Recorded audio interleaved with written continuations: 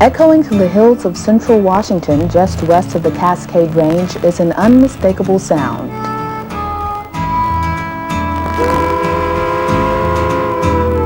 A sound that rings familiar to rail fans around the world. The whistle of a steam locomotive. And as this locomotive thunders down the tracks past one of America's most famous mountains, its passengers soon realize why it's called the Mount Rainier Scenic Railroad.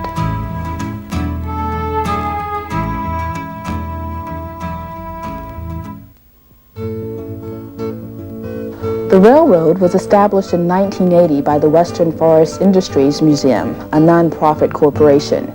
The original group operated the train until 1984, when it changed over to current management.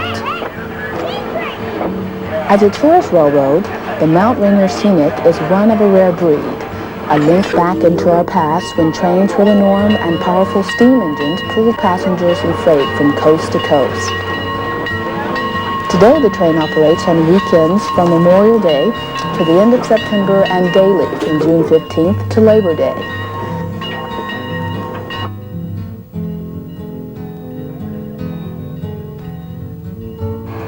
After careful maintenance and routine checks are performed by the dedicated staff who run the operation, the train is ready for its first run of the day. Anticipation runs high amongst people who have arrived from all over the country to ride this historic railroad. Many are riding a steam locomotive for the first time, while others, who remember the days when trains were still a means of daily transportation, anticipate stepping back in time to get reacquainted with an old friend.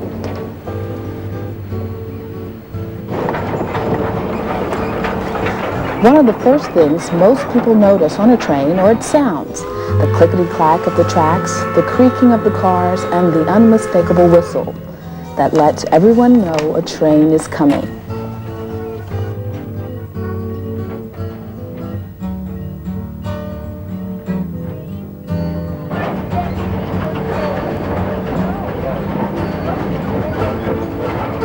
The railroad operates on tracks leased from Weyerhaeuser Corporation and runs a 14-mile stretch from the beautiful little town of Elbe, Washington to Mineral Lake and back.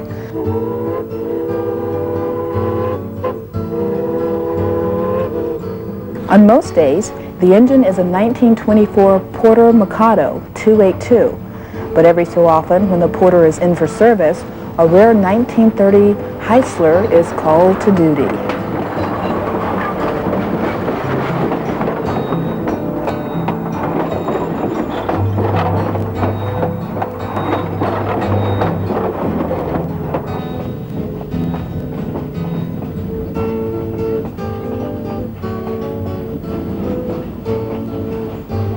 The scenery quickly turns to beautiful emerald green hills covered with towering evergreen trees.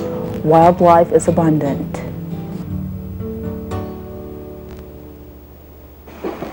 This is logging country, and much of the track was originally laid by timber companies. In this corner of the country, trains and logging have a rich and colorful history dating back to the 1880s when steam first arrived in the woods. Previous to that, horses and oxen were used to pull the logs out. It was a slow and inefficient process. With the arrival of steam, the logging railroad was born.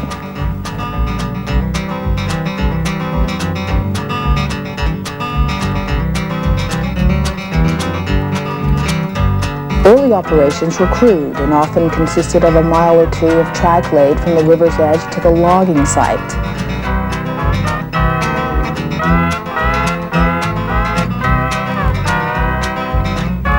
With the arrival of mainline railroads, the logging company had a way of getting the logs to the sawmill and markets and no longer needed to rely on rivers for transportation. Railroads flourished.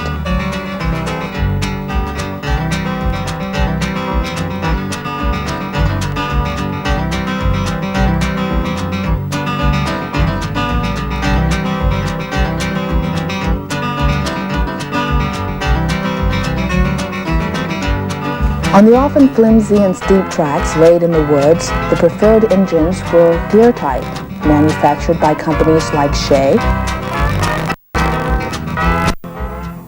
Climax, and Hyflux. Important to be ready for whatever tomorrow may bring.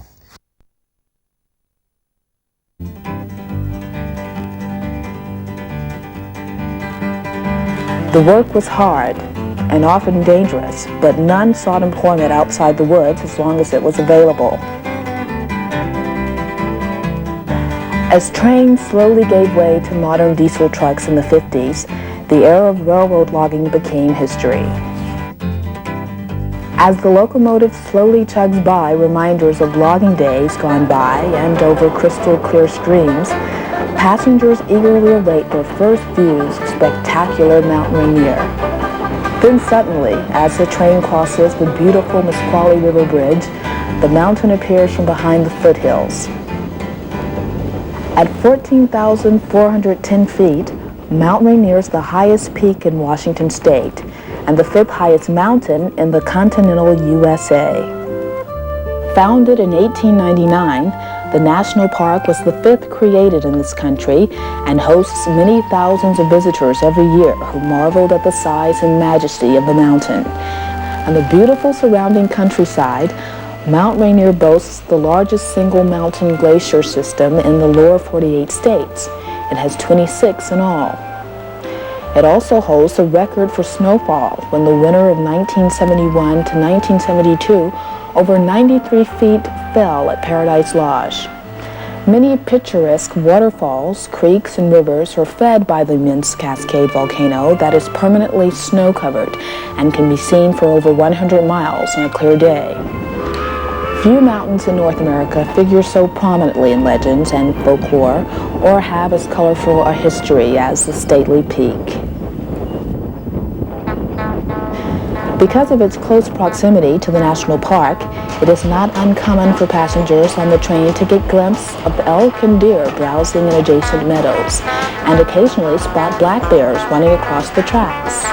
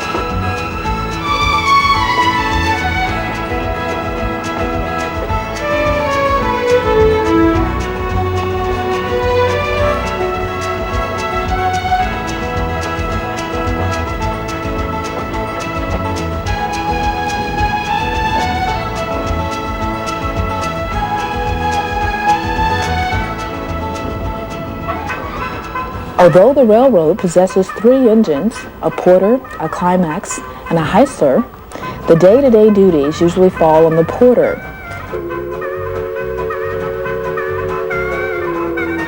This engine was originally built in 1924 by the H.K. Porter Company of Pittsburgh, a company known more for its small and narrow-gauge engines. At 71 tons, the 282 Mikado, used by the Rainier Scenic, is thought to be the largest of its make currently in operation.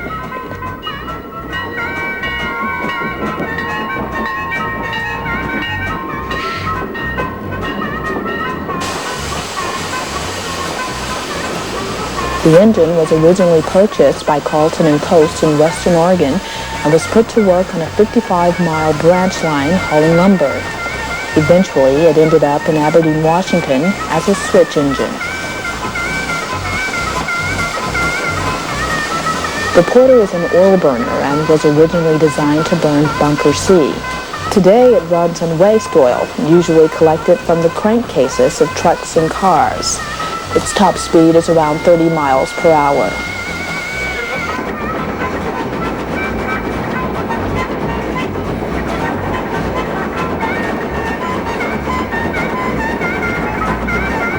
After its stint at Aberdeen, Carl Schaefer of Schaefer Brothers Lumber Company put the engine on display at his ranch near Montesino.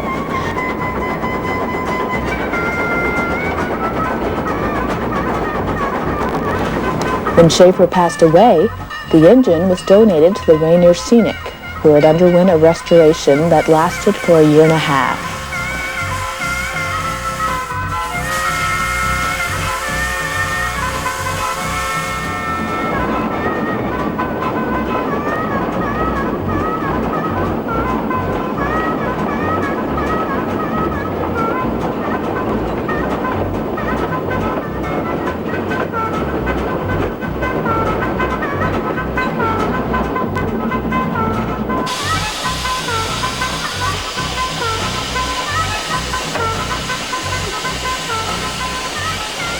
Old steam engines like the Porter are proof that the familiar saying, "they don't build them like they used to," is so true. With a generous application of grease and a little tender-loving care, this engine, which is nearly 70 years old, runs like a true thoroughbred down the tracks.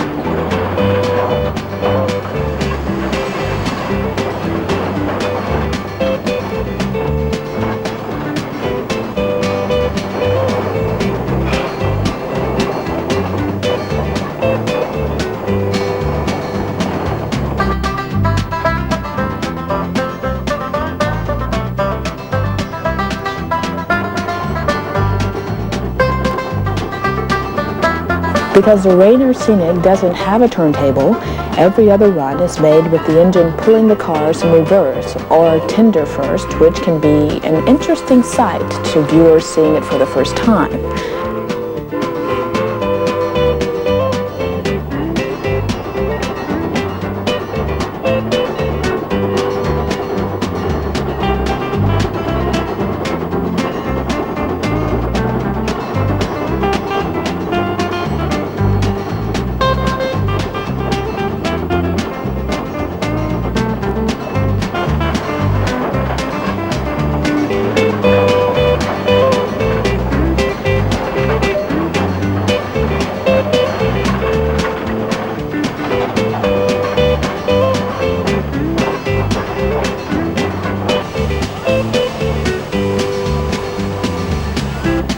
Passenger cars came from the Southern Pacific and were used in the Bay Area as commuter cars.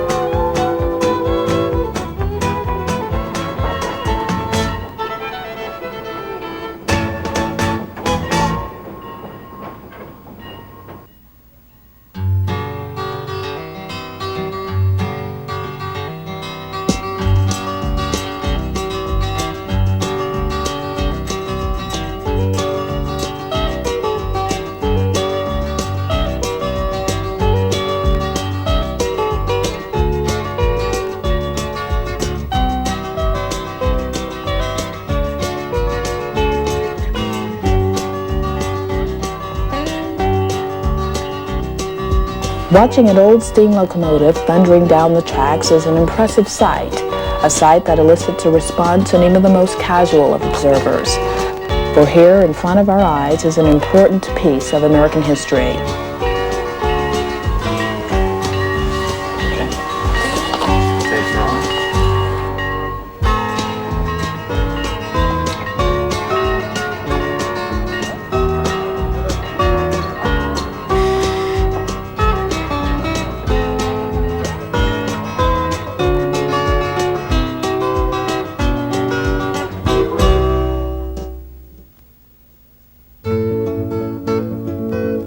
For those who desire the ultimate train experience, the Mount Rainier Scenic offers its famous weekend dinner train.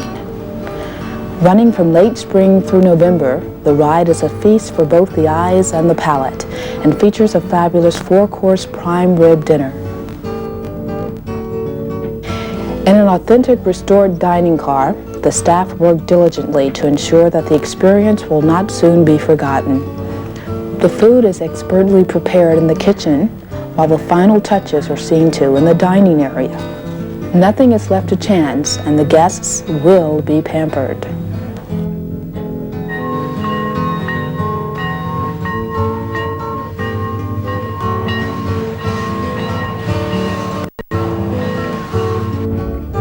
The train leaves in the early evening and runs a 40-mile trip from Elby to Morton and back. The ride lasts 4.5 hours and travels through the scenic foothills of the Cascade Mountains. Outside the windows, passengers are treated to some of the prettiest sights the Northwest has to offer as the train makes its way through alternating landscapes of forests and meadows.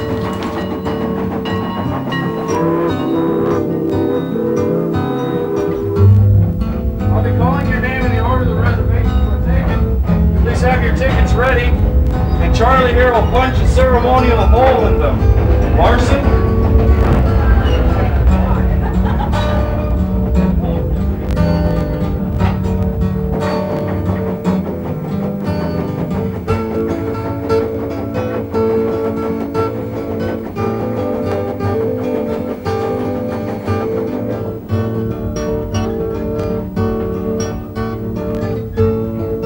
After the diners are seated, the meal promptly begins with a fresh relish tray and beverages.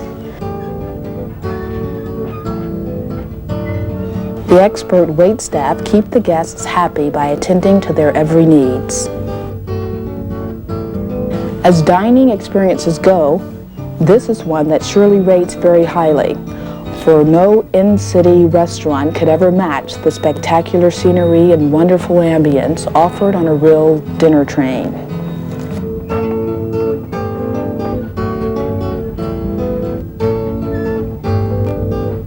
When the main course of sumptuous prime rib arrives, it is the perfect climax to a wonderful evening and an adventure in dining that will be remembered for a lifetime.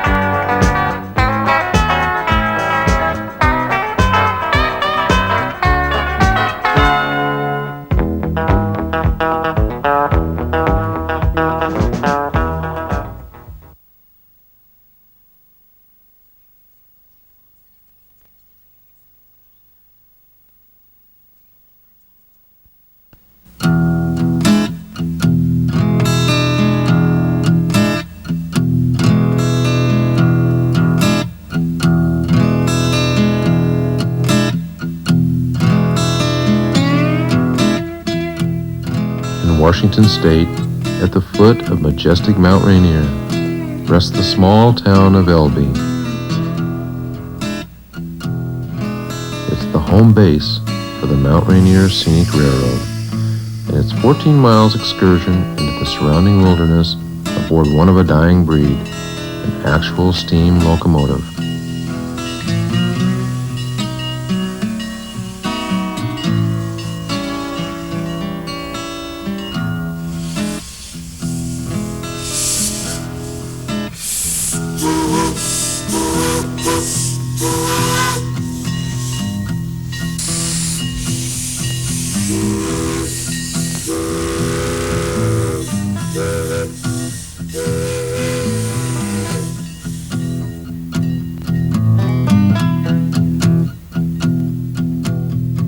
Borobeck usually rides in the cab, where he is the engineer of a 1924 Porter, 3 times a day, 3 days a week. People come from all over the world to see and hear him talk of what it's like to be the engineer of a steam locomotive. Harold tells them of how the 71-ton engine was built in Pittsburgh for the Carleton and Coast Railroad, and is believed to be the largest porter existing. But he tells them something else too. He speaks of pride and dedication, of a love affair with the rails. So sit back and listen while Harold Borobeck tells what it's like to be a steam train engineer.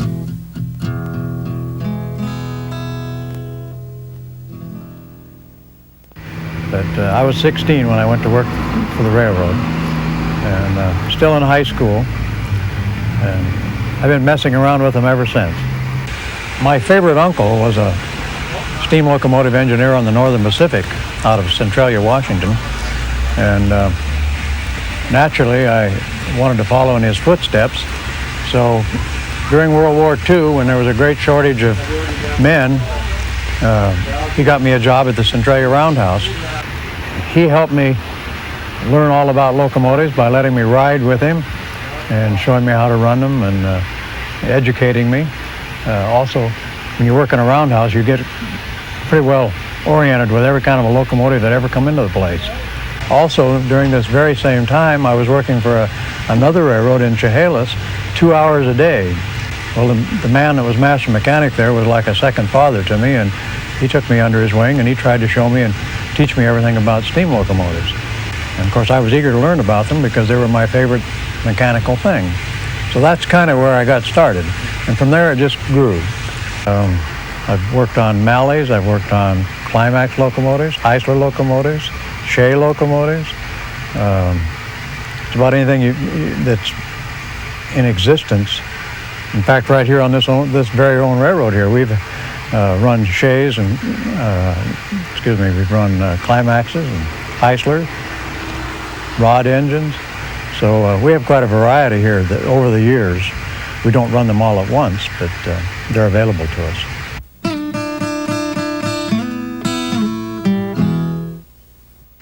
The fireman, he handles the oil controls that control the heat and temperature of the boiler. He also controls the water. So what he does is maintain steam pressure so that I have power to run the train. He makes the steam and I take it away. Now, of course, you notice the fireman, he does all the greasing and gets it ready to go, prepares it for the trip. We have to make sure we've got fuel, water, grease, supplies like that, so that we have an adequate supply for the day. As far as water is concerned, a whole lot depends on the size of the tender and the train you're pulling.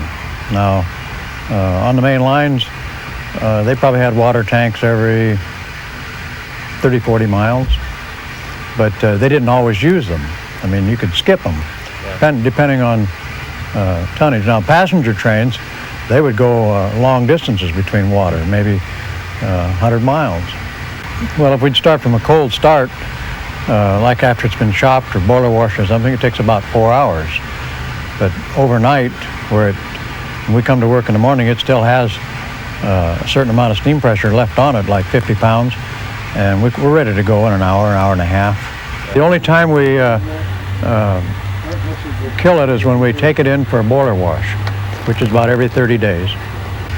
Well, we ordinarily operate at, say, 170 pounds, but it'll move at 125. It takes about 125 pounds to operate the air compressor, so we have brakes.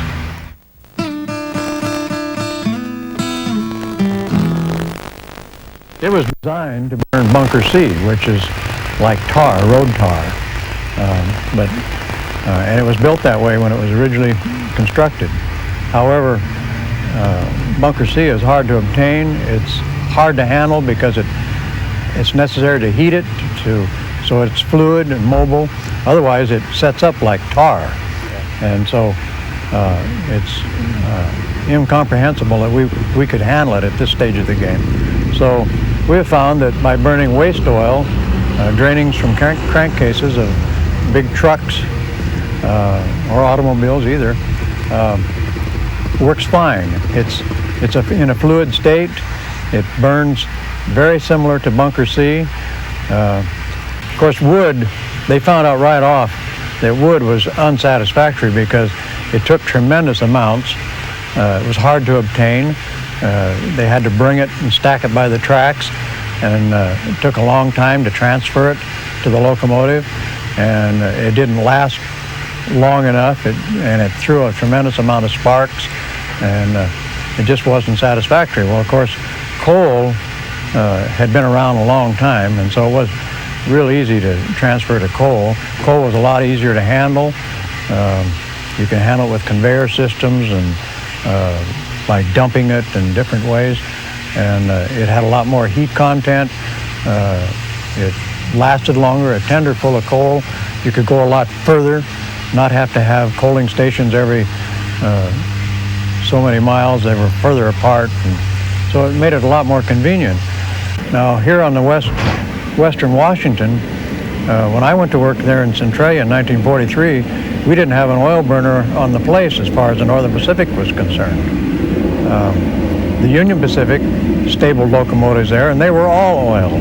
However, they ran through the state of Oregon, which had a law that you couldn't burn coal west of the Cascade Mountains because of fire hazard. So, and then gradually the Northern Pacific felt that way about Western Washington as well. And during, or right after World War II, they started converting everything west of the mountains to oil. And I don't think it was any cheaper for them. It might have been a little, but it mainly was fire hazard. And also the engines they ran into Portland had to be oil burners. So it just made it a lot more convenient. It's a lot easier to handle, and oil is a lot safer fire-wise. I mean, it doesn't throw a lot of sparks. Coal can be a very hazardous thing with sparks and ashes flying into the air, dropping on the ground and starting fires. So oil is much safer that way. And it's a lot easier for tourist railroads to handle. Coal. Now, you go back east, and there isn't an oil burner in it, in hardly any of the tourist railroads. For one thing, I don't think they realize or understand how to handle them. There's been one or two back there, and most of them they converted them to back to coal because they said they didn't function properly. Well, it's just because they don't understand them, I think. It's kind of, you have to be familiar with a product and a machine in order to make it work. But we wouldn't have it any other way.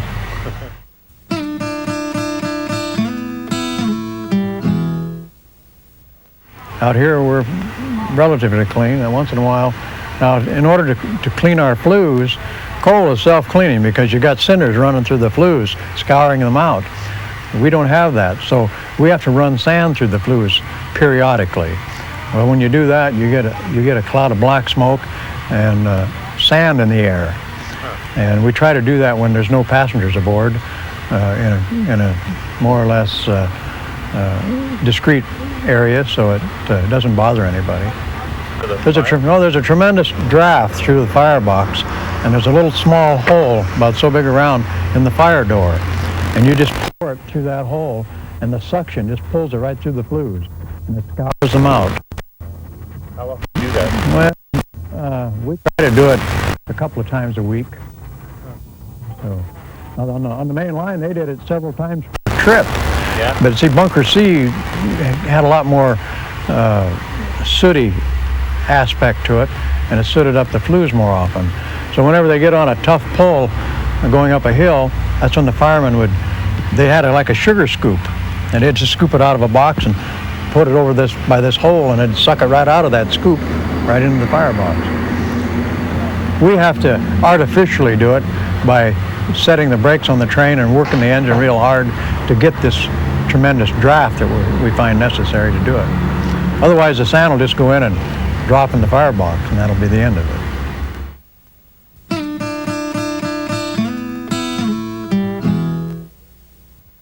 If it has a little steam on it, it's very simple.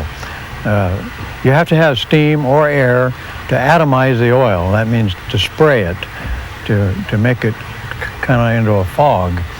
And so as long as it has 20 pounds of steam pressure, you can fire it off. So mainly the first thing you do is open up all your steam lines because at night you shut everything off.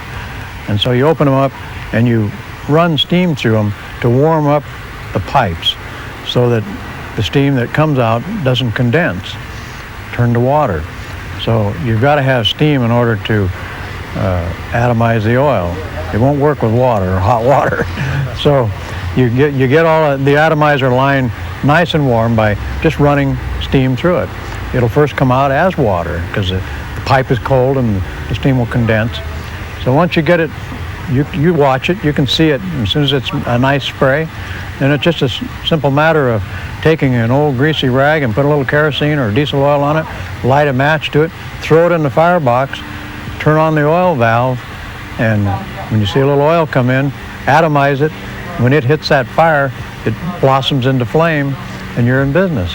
And then as you increase the steam pressure, as the steam pressure builds up, you have to keep cutting back on your atomizer because the steam pressure is greater and it automatically gives you more atomizer than what you had 10 minutes ago. So your oil valve is set and it remains static, same amount of oil coming in. So as the steam pressure comes up, you either have to increase the oil or cut down on the atomizer. So somebody has to be around the engine. You can't just walk away from it. So what if the engine was dead cold and didn't have any pressure? What's the procedure then? We'd use the same procedure except we use compressed air instead of steam. And this is the beauty of burning waste oil. With Bunker C, you couldn't do that. You had to have a source of steam in order to heat the oil so it would actually flow through the pipes to get to the burner. But with this oil, it'll flow right to the burner at almost any temperature. So compressed air will atomize it. It doesn't do as good a job as steam will, but it does a fine job as far as firing up. So, and one thing about using an air compressor, once you set the fire, nothing changes. The air compressor continues to put out the same amount of air. The oil is the same. So you can actually go away from that a little further and be gone a little longer than you can when you're using steam.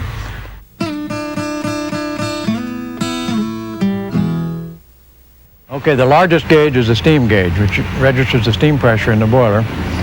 I'm only concerned with that to the extent that there's enough steam there that I can run the locomotive. The fireman watches that same gauge and tries to keep the pressure up at our working pressure. There are two gauges for the air brakes. One indicates the main reservoir pressure, which is the big tanks you see there. That's the amount of air available for braking. It's reduced down to a lower pressure for the train line that goes through all the cars, and the brakes will automatically apply if anything reduces that pressure. In other words, if an air hose would break or somebody sticks a knife in an air hose or ice pick or something, it'll stop the train automatically. So it's a fail-safe type of situation. There's also a gauge for the independent brake, for the engine brake. It tells me how much cylinder pressure is on the engine brake. There's also another gauge up in the front that when you open the throttle, it tells you how much steam pressure you have in the cylinders. So you know what's available, and that can conceivably go up as high as the boiler pressure if you're really working the engine hard. Or in a stall situation, if the train is locked up, the brakes are set and you open the throttle wide open, that gauge will go all the way to whatever steam pressure is in the boiler. It's a very handy device so you know exactly where your throttle setting is. It's a double check. You can tell by feel where it is. You can also look at it and tell you where it is. The fireman has another gauge similar to that, so he kind of knows what I'm doing with the throttle, because each time you move the throttle, the steam pressure in the steam chest will vary, and he has to adjust his fire accordingly. So if I go down with my throttle, he goes down with his oil. If I go up with the throttle, he increases the oil. If he increases the oil too fast, you get black smoke. So he has a more critical job, in a sense, than what the engineer does, because he's following the engineer's every move and trying to anticipate. And then he also has to feed water to the boiler. And of course, when he does that, that knocks his steam pressure down. So he has to adjust all the time. He's always adjusting. You do have a little adjustment on your valve setting so that steam works by expansion. So if you shorten up the stroke of the valve, it only, one way of saying it is that when you have the thing in full stroke, it's taking big gulps of steam into the cylinders. When you hook it up, shorten the stroke, it takes little gulps. But those gulps expand and they work, and that's where you get your economy of your operation. If you left it down taking big gulps all the time, the fireman wouldn't be able to keep up with you. You'd use more steam than what he could make.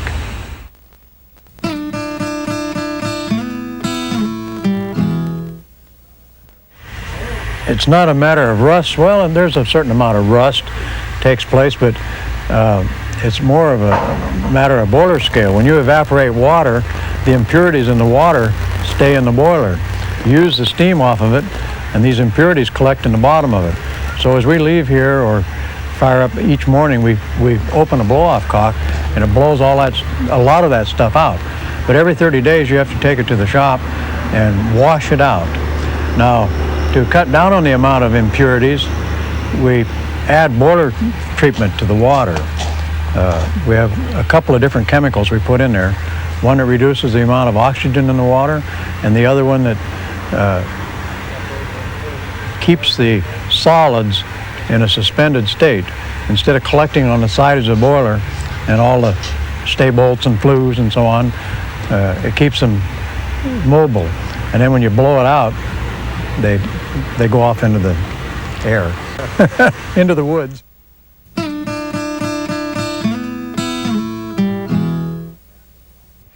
Mechanically, the locomotive is practically flawless. Of course, each year or annually, you subject it to a hydro test to make sure that it's still got its original strength or close to it by using water, and you pressurize it to 1 1/4 times of what the working pressure is. So if it's gonna blow, we hope it blows then.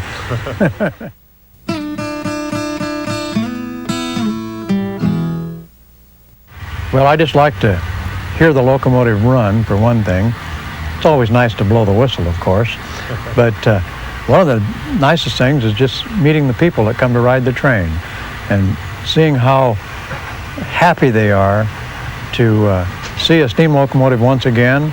A lot of people, elderly people, will tell you that they never in their fondest dreams thought they would ever be on one. And we allow them up in the cab to look around. Some of them even get a ride, and they're just ecstatic. They go home with a real blessing. And I think that's well worth it.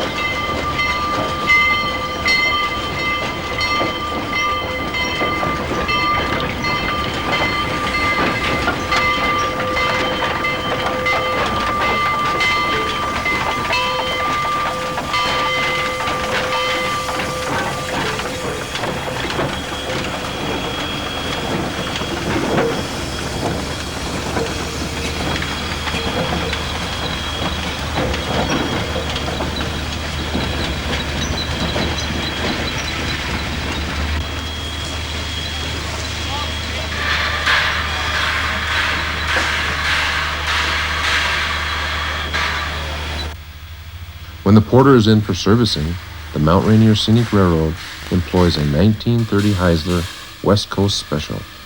It was built to haul logs around the Pacific Northwest, weighs 90 tons, and operates at 185 pounds pressure per square inch.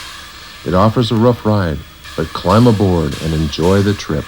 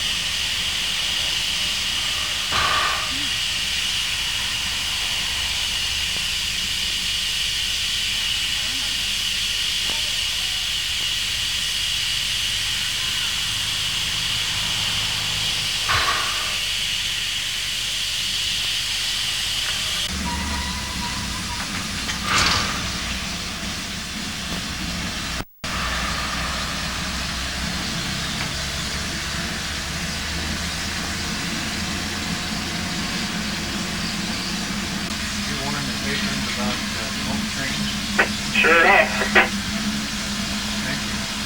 You bet. Bo's gonna let them know about this, I'm all anyone. I'm all right, one.